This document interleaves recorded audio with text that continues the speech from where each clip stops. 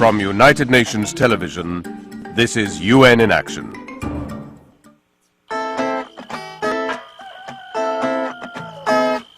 He told me he would give me money. He told me he would pay for my mother to get well.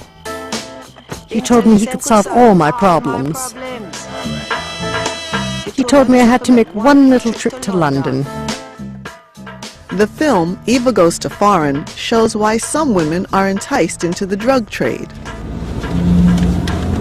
It's a scene that 33-year-old Nicole knows only too well.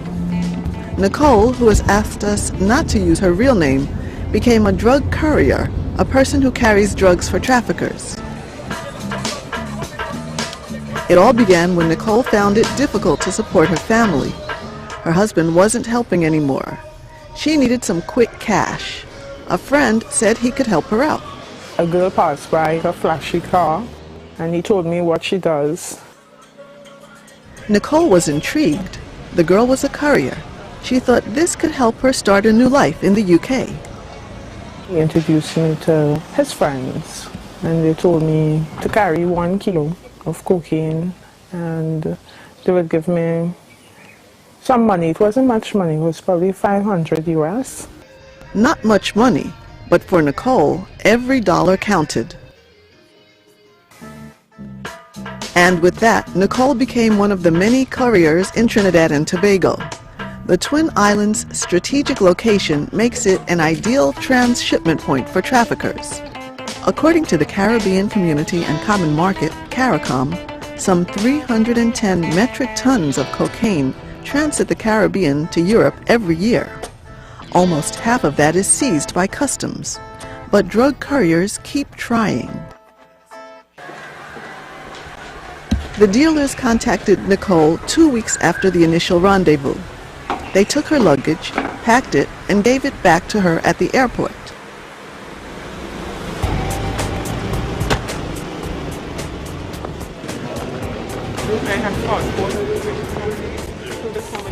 When we reached to the airport, we had 2 flights in one line. So they just took everybody and started to let them pass through. At that point, I didn't get checked. Nicole had managed to evade customs in Trinidad, but her luck ran out when she got to London. Immigration man stopped us and he said, "We believe that you have an illegal substance." Instead of 1 kilo of cocaine, they found 4.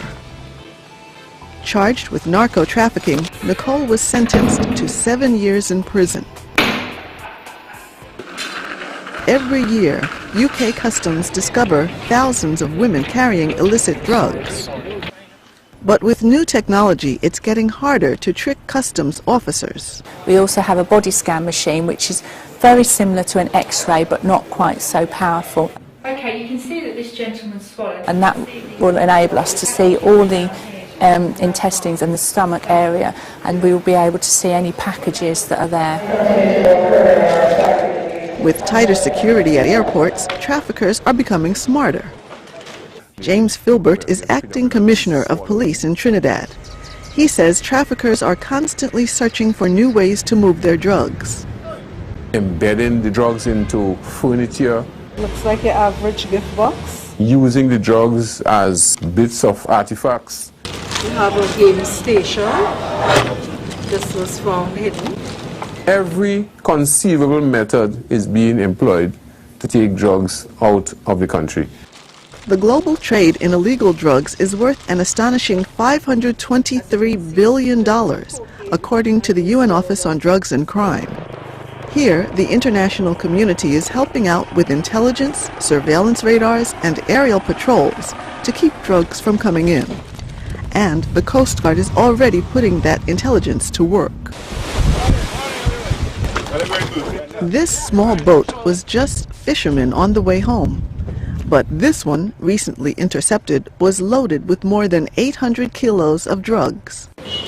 While trafficking rates are down, some drug kingpins from South America still persist in channeling narcotics through the islands to Western markets.